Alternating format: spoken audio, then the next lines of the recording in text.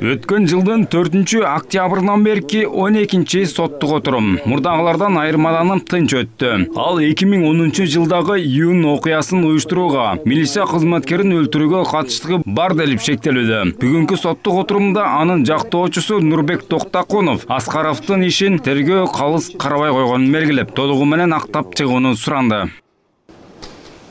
То, что он вынес тогда обвинительный приговор в отношении Аскарова. Тергөө иштери жакшы жүрбөй калды. Азимжан Аскаровдун жакындары толугу менен суралбай, тергөө бир жактуу өттү. Керек болсо, буунун адам укуктары боюнча комитетинин чечиминде Азимжан Аскаровдун укугун сактоону өтүнгөн. Бирок ал өтүнүч аткарылып жатабы? Аткарылган жок. Ал эми айыптоочу тарап бул дооматтарды четке кагып, буунун адам укуктары боюнча комитетинин чечими жаңы жагдайлар боюнча карап чыгууну гана өтүнгөнүн белгиледи. Ошол эле маалда бир катар күбөлөрдүн суралбай калышы боюнча жооп катары толугу менен суракка алынганын кошумчалады. Чогулган жерге барганда жалгыз Артыков эмес, а жерде жана жан сакчысы Ташиев менен Кочкаров болуп атпайбы. Барымтага алгыла Артыковду деп айткандан кийин кылмыш аягына чыкпай калган себеби ошол жерден жанагы кысымга алып тополоң чыгып баштаганда Кочкаров менен Ташиев сүйрөп чыгып атпайбы. Кылмышын аягына чыгара албай калган да. Ал ортодо Аскаровдун коомдук жактоочусу Төлөйхан Исмаилова айыпталуучуну жөн жерден мыйзамсыз кармаганын билдирди. Как Аскарова незаконно задержали? Эч кандай себеби жок. 2010 жылдын 15-июлунда камап жатышат. Далили дагы жок. Ошол себептен урматтуу сот ишти калыс карап бергиле. 15-нин 16-сына кармалган күнү 16-сы күнү саат 9-та жазык процессуалдык кодекстин 94-статьясында кармоо жүргүзүлүп атат. Укук коргоочу мыйзамды жакшы түшүнөт. Мыйзамды менден да жакшы түшүнөт болуш керек Аскаров. Ошол жерден деген жазып койбойбу? Бул деген мен айыптарга мен кошулбаймын деп эле жазып коюптур.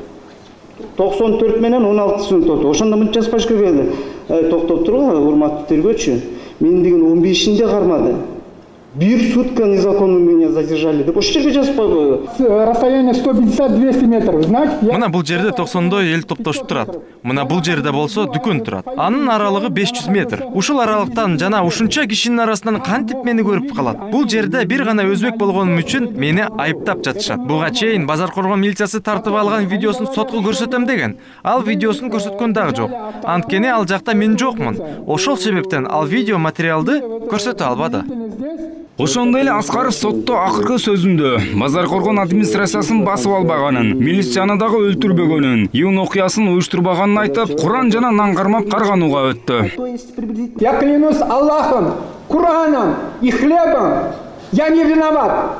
Не виноват. Это поймите, я не виноват. Если я был там, где совершился инцидент, пусть проклинает меня Аллах.